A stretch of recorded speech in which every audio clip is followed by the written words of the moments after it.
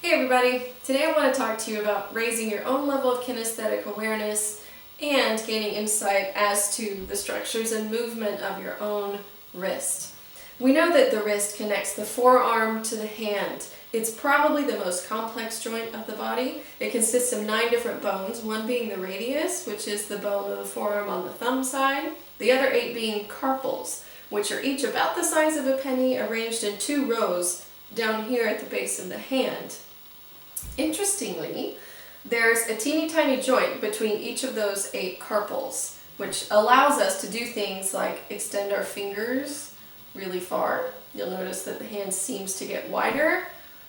You want to reach a tenth on the piano, you need this. If you want to reach for something in a jar, you need to make your hand small, and those joints kind of contract. So, without the carpals, we wouldn't be able to do that. Now, instead of pinpointing exactly where the wrist is, it's perhaps easier to show you where it is not, and you can discover it for yourself on your own arm as you follow through the video.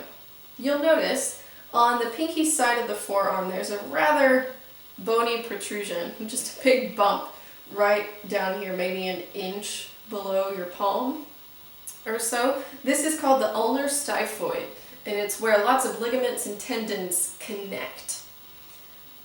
Between the ulnar styphoid and the bone down here at the base of the palm, kind of directly below the pinky, you get about, less than an inch of space. In that space, you'll feel lots of soft tissue.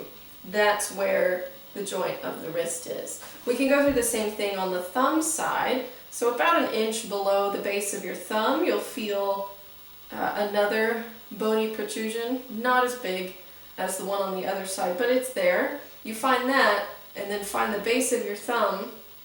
That space between is where the wrist actually lives, where it actually works. You can probably get your fingers around it if you want to see where that is. Now, there are 4 different ways, basically, that a wrist can move. The first is flexion, which essentially means you're folding towards the underside of your arm. And right now I want to point out something that I've discovered somewhat recently, and that's that the wrist is actually a joint of length. We tend, or at least I tended to for a long time, to think that the wrist was this small thing that just bent in one way, but it's actually a joint of length. And let me explain what I mean by that. So, we don't actually have muscles in the wrist. We only have ligaments and tendons that either kind of contract and get shorter or lengthen as we move it. So when I go into a state of flexion here, though the ligaments and tendons on this side are in a shortened state, the ones here are lengthening considerably. Contrastly, when you go into a state of extension of the wrist, though the ones on this side are shortening, these are lengthening considerably. That's a concept that has proven to be really helpful to me in the last little bit. So hopefully it helps you too. Keep you from injury or help you heal one that you're dealing with. Now, as we move our wrists in this flexion extension process, we have 2 ligaments that help keep it stable so it doesn't just flop around on either side. Those are the collateral ligaments. There's the ulnar collateral ligament on the ulnar side and the radial collateral ligament on the thumb side. It's a lot easier to feel the position of the radial ligament, so let's start there. So from what you did before, finding the space for the soft tissue of the wrist between those bones, you just kind of gently wrap your index finger around that. As we adduct and abduct the wrist, these are the other 2 ways it can move, you'll feel that space change. So as you pull your wrist up, or like make a ski slope with it, you'll start to feel that area kind of constrict, and you'll feel a tendon pop up probably. And then as you go the other way, you'll feel it open up just a little bit, right? Though it's really hard to feel the actual ligament itself because it's buried underneath a lot of tendons you can feel the type of work it's doing. You might notice as you're doing this, you might get sensations up here in your elbow. That might be a little bit of tendonitis or something. If we go the other way, finding that space on the ulnar side and moving your wrist in an adduction, abduction direction, you'll feel this space do the same thing. And now when you go towards the ground, you'll feel some tendons pop out. You might notice as you're doing this, but perhaps you don't enjoy the sensation of moving your wrist like that. And that's actually rather interesting because you're not moving it any differently than you did before you put your finger there. You're just now aware of everything that's happening. And so maybe it's your body telling you, hey, I don't like moving that way. And to support that, you can think about the muscles that move the wrist. So I said earlier, there's no actual muscle in the wrist, and that's true. There are tendons which connect muscle to bone, but there's not actual muscle in this tiny area of the wrist. The rest of the muscle is up here. It's all in your forearm. When we work with flexion and extension, you can see lots of movement in your arm up there by your elbow. Lots of muscle helps your hand do that. If you go towards adduction and abduction, you'll sense different things moving, and you're actually sensing fewer muscles of smaller size working to help your wrists go like this. So just by that alone, it's no wonder so many things in our life move in this kind of direction.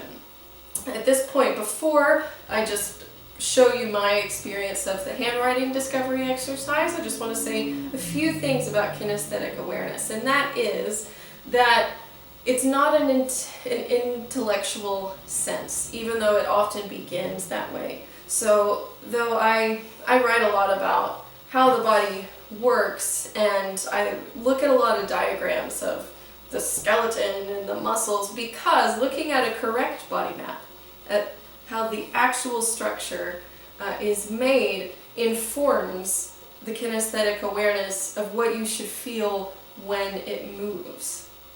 And we tend to be such visual learners that that's why it often starts in this way. So though it helps to look, and it might help you to maybe memorize bones or muscles or something, nothing can replace actual personal experience of taking yourself through these just little exercises where you're actually not exercising anything. You're just sort of discovering how your body moves and works.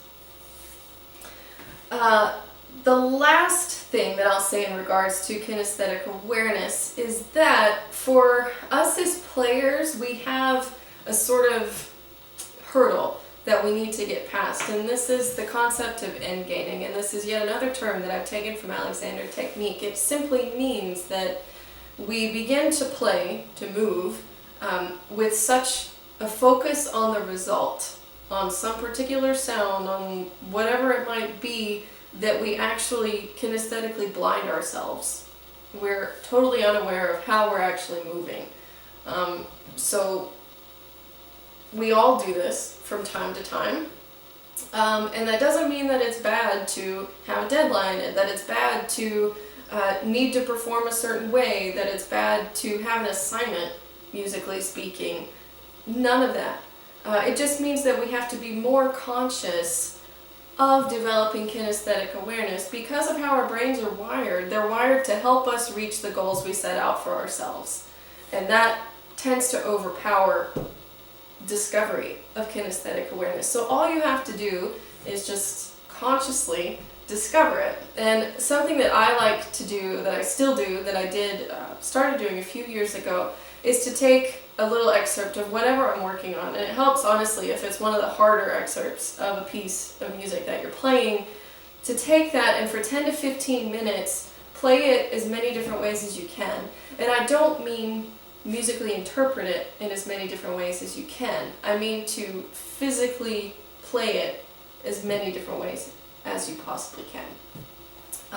So you can play it normal to start, and then play it while thinking about your jaw, then play it while thinking about your left knee, then maybe about your right ankle. Then you can get specific and think about like the bottom of your thumb. What does it do? How does your palm feel while you play? And what's interesting is as you do this, you will inevitably find at least 2 or 3 ways to play that excerpt that are more relaxed and easier than you've been doing it. And they probably sound better because you're not as tight, because your sound is actually coming out of the instrument. That was my experience, so I hope it would be the same way for you. But there's really nothing in terms of developing this sense of kinesthetic awareness, which will keep you from injury, help you heal injury.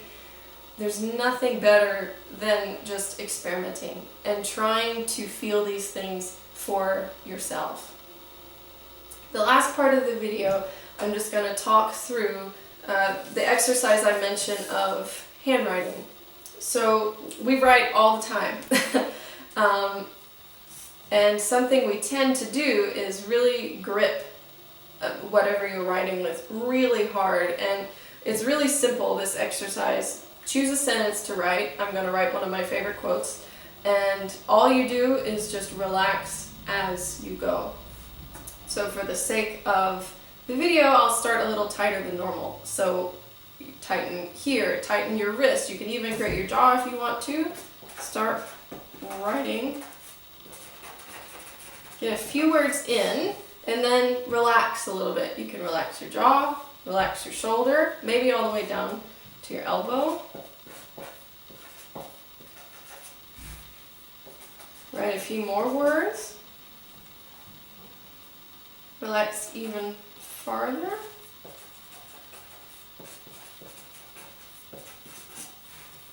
And then eventually to where you're just barely hanging on to your pen or marker, whatever you're using. What you'll notice is that you can probably still write legibly, even in a relaxed state. So you can follow my relaxation. To live a creative life, we must lose our fear of being wrong. One of my favorite quotes, great exercise to learn how to relax.